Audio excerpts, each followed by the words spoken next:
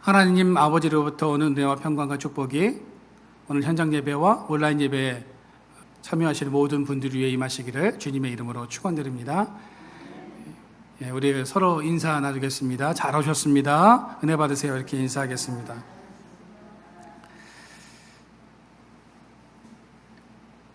여러분은 솔로몬 하면 어떤 단어가 떠오르십니까? 너무나 잘 아시죠? 지혜일 것입니다. 열왕기상 3장에 보면 솔로몬의 재판 장면이 나오죠. 두 여인이 찾아와서 서로 자신이 이 아이의 엄마임을 주장을 합니다. 지금으로 말하면 증인도 없고 증거도 없는 상황이죠. 참 난감한 사건입니다. 그런데 솔로몬이 이 두 여인을 심리하는 과정에서 누가 진짜 친모임을 단번에 파악을 하게 됩니다. 열왕기상 3장 28절에 보면 온 이스라엘이 왕이 심리하여 판결함을 듣고 왕을 두려워하였으니 이는 하나님의 지혜가 그의 속에 있어 판결함을 봄이더라 라고 말씀하고 있습니다.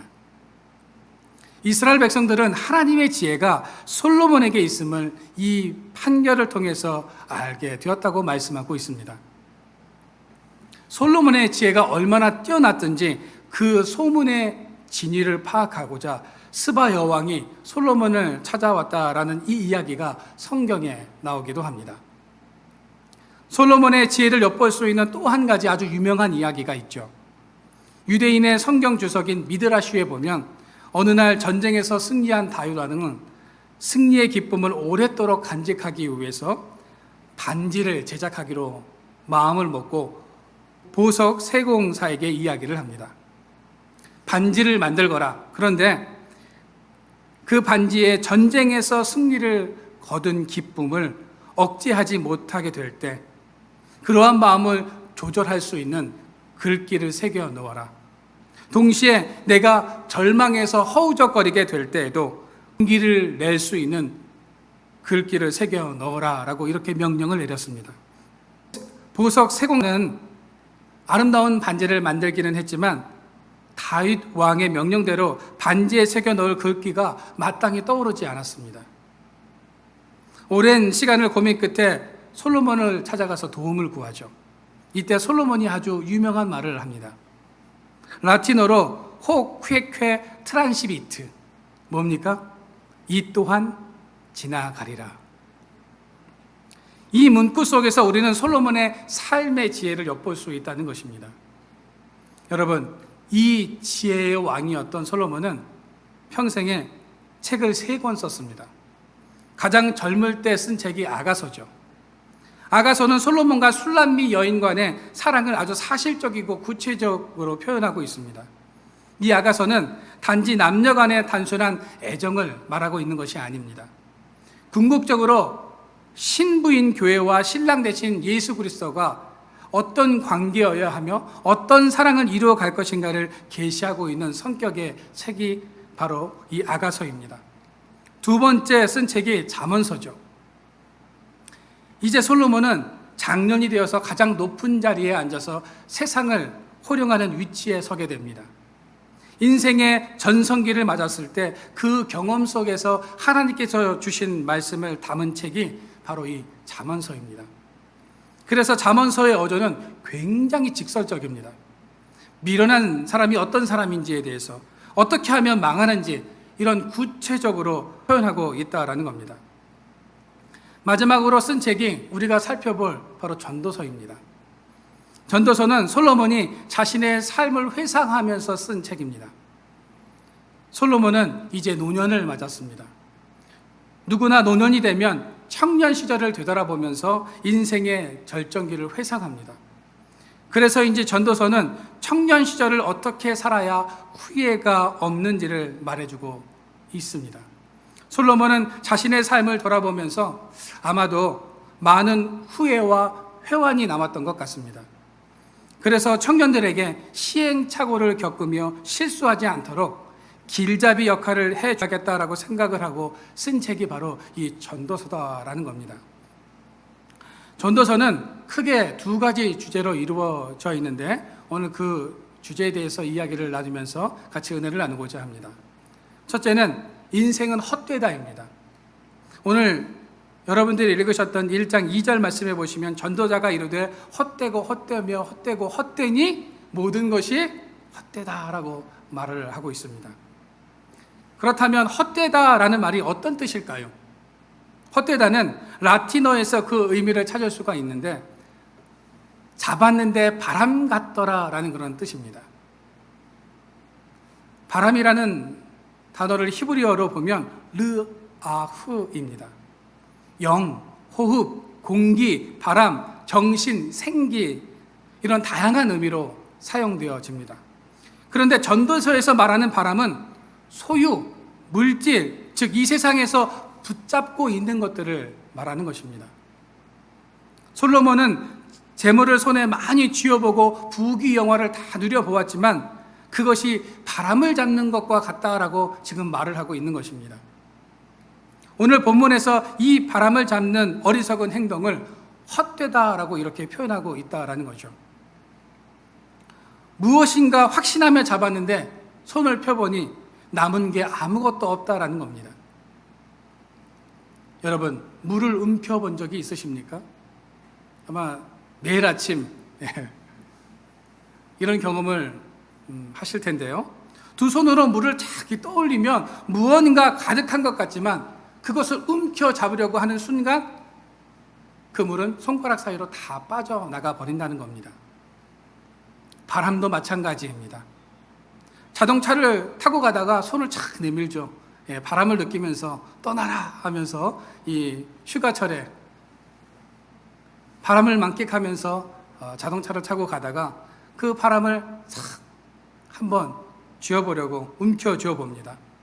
그러나 바람은 손에 쥐어지지 않는다는 겁니다. 손가락 사이로 그 바람이 다 빠져나가 버립니다. 물이나 바람을 움켜쥐려 하는 것은 어리석은 것처럼 세상에서 무언가를 우리가 움켜쥐려고 하는 것은 헛된 것이다 라고 솔로몬은 우리에게 말씀하고 있다는 것입니다. 히브리어로 헛되다는 헤벨이라고 말을 합니다. 헤벨은 헛되다, 짧다라는 그런 의미를 가지고 있고 또한 수증기, 입김이라는 그런 의미를 가지고 있습니다. 입에서 나간 입김이 금방 사라지는 것처럼 주전자에서 올라오는 수증기가 금방 사라지는 것처럼 우리의 인생은 헤벨이라는 겁니다.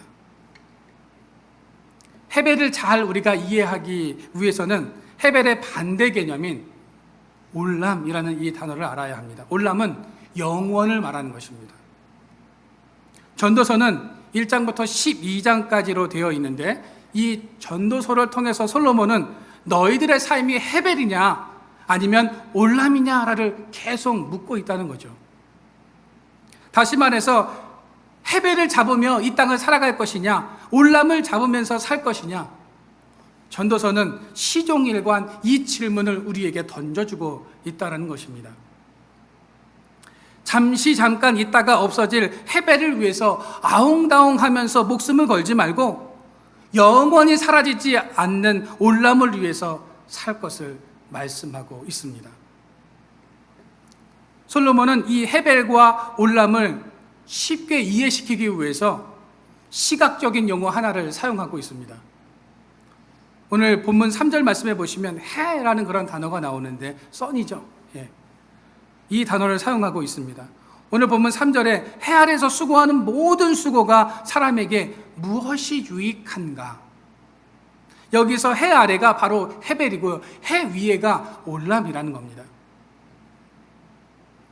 솔로몬은 이 세상의 모든 사람을 두 종류로 구분을 합니다. 해 아래에 있는 것을 붙잡고 평생 살아가는 헤벨의 사람과 해 아래 살면서 해 위를 바라보며 살아가는 올람의 사람으로 구분한다는 거죠. 여러분, 그렇다면 기독교인들은 어떤 사람일까요? 해 아래 살면서 해 위인 영원한 천국을 바라보며 사는 사람을 말하는 것입니다. 솔로몬은 우리가 이 땅에서 살지만 영원한 것을 바라보며 살아가야 한다고 이 전도서를 통해서 우리에게 계속 말하고 있다는 겁니다. 여러분, 여기서 오해하지 말았으면 하는 것이 있습니다. 이 땅의 모든 것이 다 쓸모없고 다 헛되다라는 것이 아닙니다. 솔로몬이 염세주의자나 허무주의자였다라고 생각하시면 안 됩니다. 솔로몬이 말하는 헛되다는 해 아래에 있는 모든 것은 영원하지 않으며 짧다라는 것을 의미하는 것이죠. 전도서 1장 4절부터 7절 말씀해 보시면 한 세대는 가고 한 세대는 오되 땅은 영원히 있도다. 해는 뜨고 해는 지되 그 떴던 곳으로 빨리 돌아가고 바람은 남으로 불다가 북으로 돌아가며 이미 돌며 저리 돌아 바람은 그 불던 곳으로 돌아가고 모든 강물은 다 바다로 흐르되 바다를 채우지 못하며 강물은 어느 곳으로 흐르든지 그리로 인하여 흐르느니라 라고 말씀합니다. 땅을 밟았던 사람들, 비를 맞았던 사람들, 일광욕을 즐겼던 사람들, 강물에 발을 담갔던 사람들은 다 사라지지만 그 강물은 여전히 흐르고 그 바람은 여전히 불고 해는 여전히 동에서 서로 뜨고 지고 그 땅은 여전히 우리 발밑에 있는 것처럼 땅과 바다와 바람과 해가 영원하지만 그에 비해 우리의 인생은 초라하고 아주 짧다라는 것을 말하고 있다라는 겁니다. 여러분, 우리의 삶은 아주 짧습니다. 제 말에 동의하십니까? 제가 여기 있는 권사님에게 한번 여쭤보겠습니다. 시간이 빠르고 짧습니까? 아니면 아주 느리고 깁니까?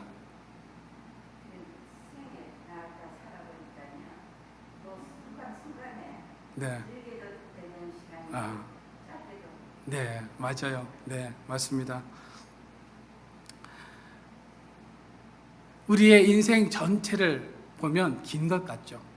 긴 것 같지만 우리가 살아가면서 느끼는 시간은 나이가 들수록 더 빠르게 느껴진다는 겁니다.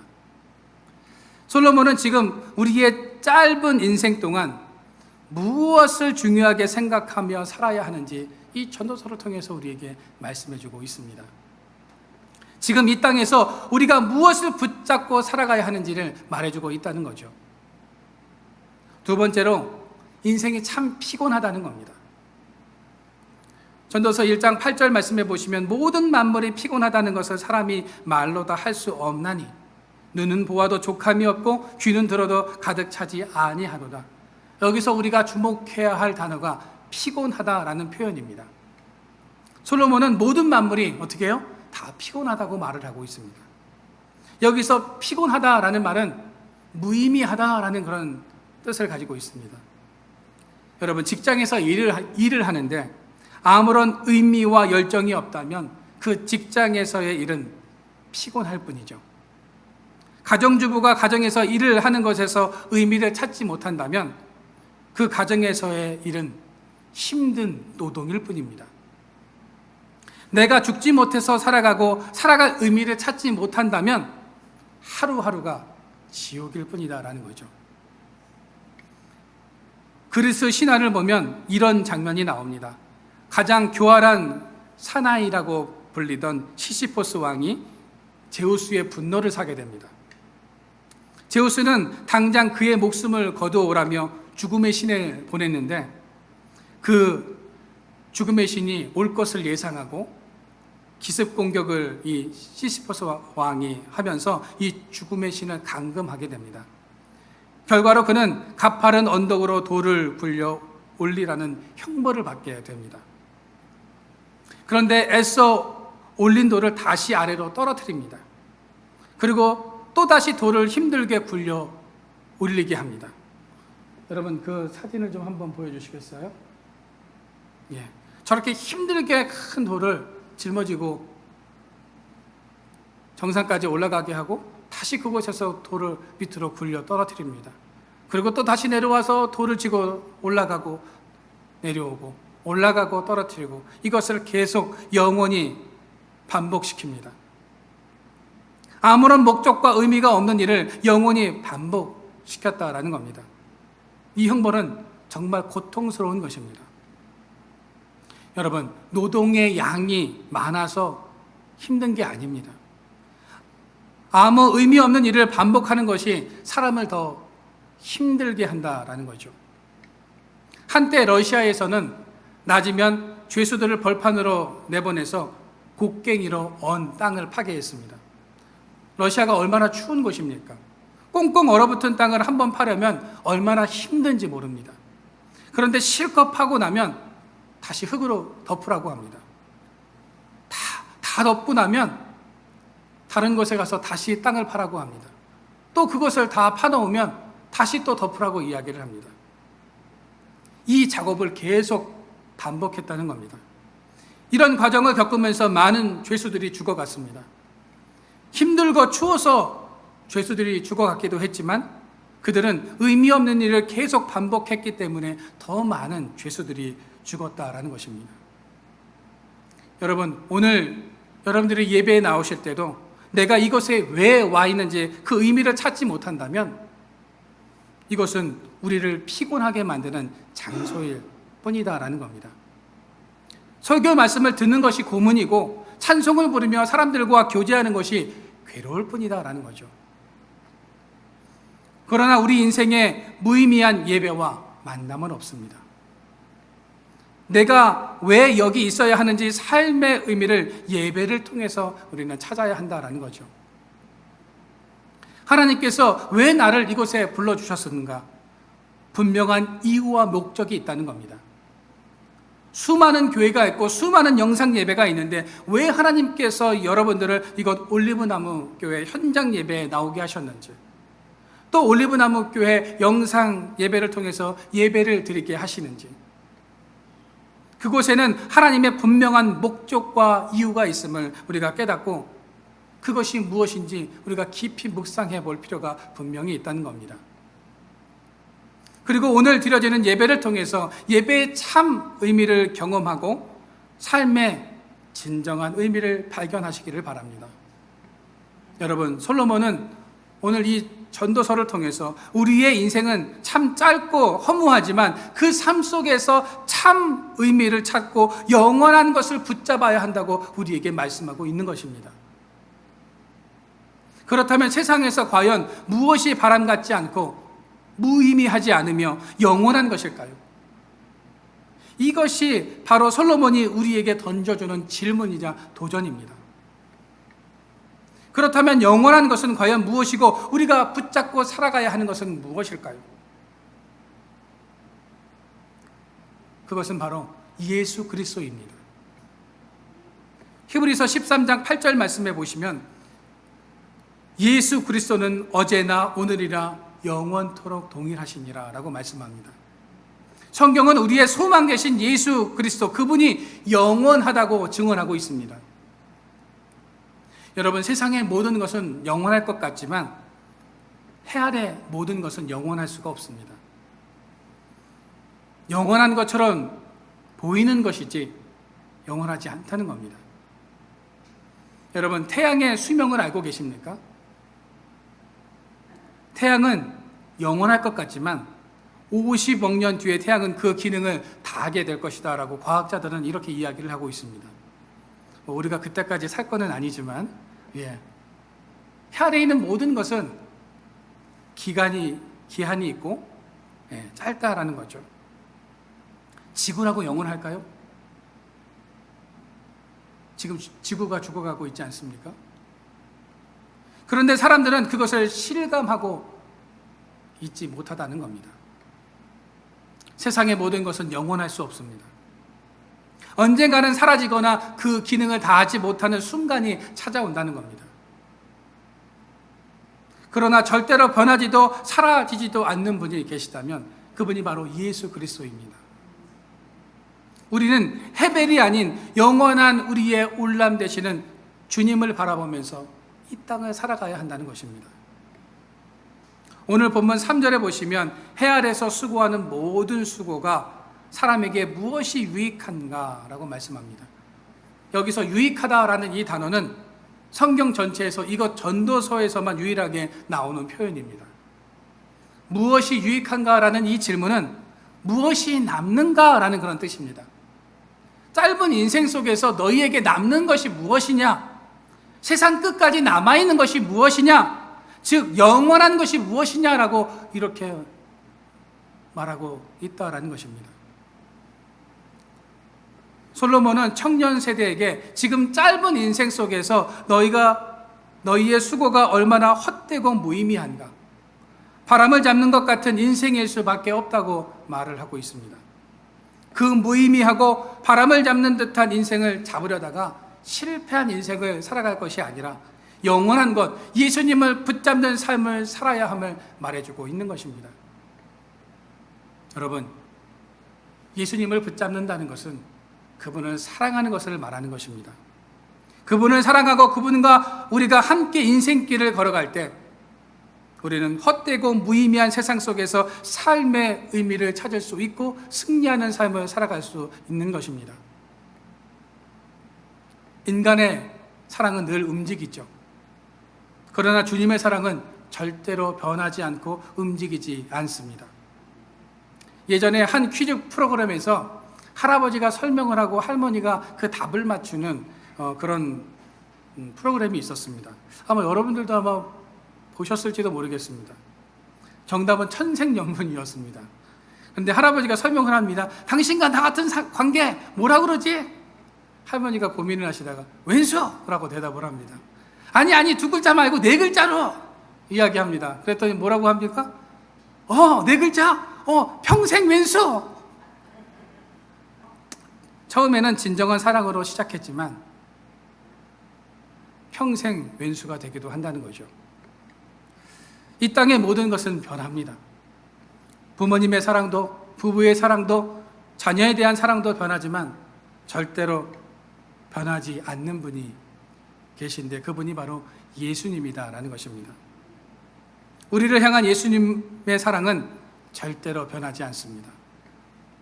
여러분, 올람이신 주님께서 우리 때문에 헤벨의 모습으로 이 땅에 오신 것이 바로 성육신 사건입니다.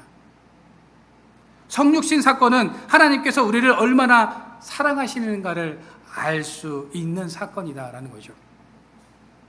쉽게 말해서 우리가 개미와 대화할 수 있는 방법이 있다면 내가 개미가 되는 겁니다. 내가 개미가 되지 않고는 개미와 대화할 수 없고 개미를 사랑할 수 없게 된다는 거죠. 영원하신 예수님이 유한한 인간의 모습으로 오셨다는 것은 하나님께서 우리를 얼마나 사랑해 주시는가를 알 수 있는 사랑의 증표라는 것입니다. 여러분, 여러분의 삶 속에서 예수님께서 우리를 얼마나 사랑하시는지를 깨닫기를 소망합니다. 그 주님의 사랑은 영원합니다.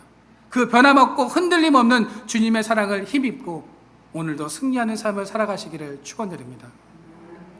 세계적으로 유명한 작가 어니스트 헤밍웨이가 쓴 노인과 바다는 조각배 한 척을 끌고 대양으로 나간 노인이 물고기와 사투를 벌이는 내용을 담고 있습니다. 그 물고기와의 사투 끝에 드디어 노인은 물고기를 포획하는 데 성공을 합니다.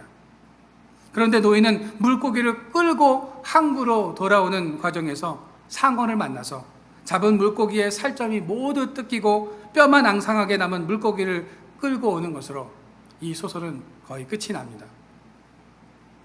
헤밍웨이가 쓴 노인과 바다는 자신에게 주어진 고난을 정면으로 받아들이고 묵묵히 시련을 견디는 노인의 비극적인 인생을 그리고 있는데 그 속에서 인간이 가져야 할 용기와 믿음, 인내를 말하고 있습니다.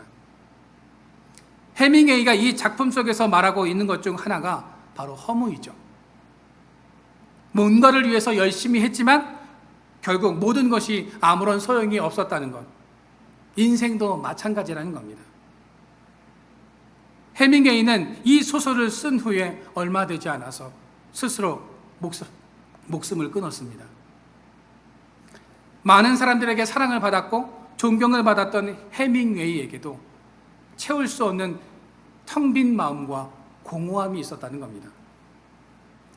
명예로도 물질로도 이 세상의 그 어떤 것으로도 그 텅 빈 마음을 채우지 못했던 것이죠. 어떤 사람이 인터넷 글에 이런 글을 올렸습니다. 요즘 자고 나오면 마음이 허하고 아무것도 하고 싶지 않네요. 마음이 너무 외롭고 공허해서 살고 싶은 의욕이 없어요. 어떻게 하면 좋을까요? 이런 질문을 올렸습니다. 이 글을 읽고 많은 사람들이 댓글을 남겼습니다. 가끔 그럴 때가 있으니 그러려니 하세요. 이렇게 쓴 사람도 있었고요. 또 어떤 사람은요, 계절을 타는 것이니 시간이 지나면 괜찮아질 겁니다. 이렇게 댓글을 남긴 사람도 있었습니다.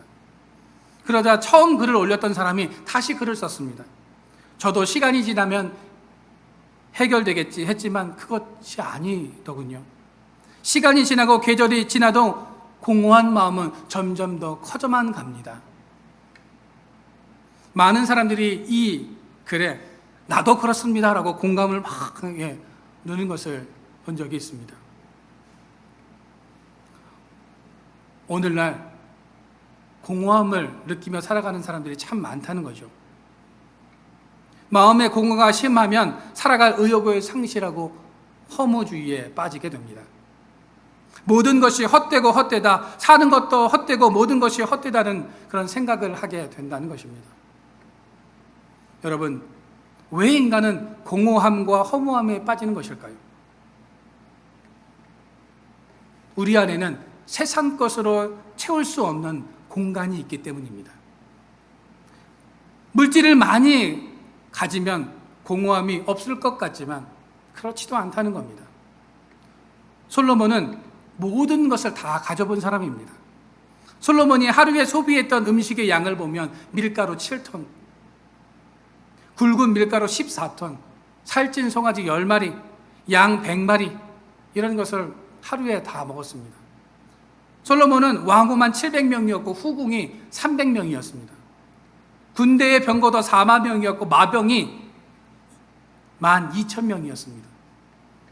솔로몬은 말 그대로 한 사람의 인생으로서 누릴 수 있는 모든 부와 영광과 명예를 누리며 살았습니다. 그런데도 솔로몬은 모든 것이 헛되며 공허하며 무의미하다라는 말을 하고 있습니다. 그러면 인간에게는 원초적으로 가지고 있는 공허함, 허무함이 있다는 것을 우리가 알 수 있다는 거죠. 그 공간을 인간이 어떻게 채울 수 있을까요? 인간의 방법으로는 우리가 채울 수 없다는 것입니다. 파스칼이 이런 말을 하죠. 모든 사람에게는 하나님만이 채울 수 있는 하나님이 만드신 공간이 있다. 그 공간은 너무 커서 어떤 것으로도 메울 수 없다라는 그런 말을 하였습니다. 여러분, 파스칼이 말하는 그 공간은 영적인 것, 영원한 것으로만 채울 수 있습니다. 왜냐하면 인간은 영적인 존재이기 때문입니다. 그래서 우리 인생에 주님이 필요한 것입니다. 주님만이 우리의 인생의 문제와 이 공허함을 아시고 그 문제를 해결하시고 채우시기 때문입니다. 여러분, 그래서 우리는 예수님을 의지하며 살아가야 한다는 것입니다. 주님을 만났던 수가성 여인도 공허함, 외로움, 삶의 의욕도 없이 하루하루를 살았습니다. 사람들을 피해서 홀로, 그것도 가장 멀고 가장 뜨거운 정오에 물을 뜨러 우물에 가는 인생이었다는 것입니다.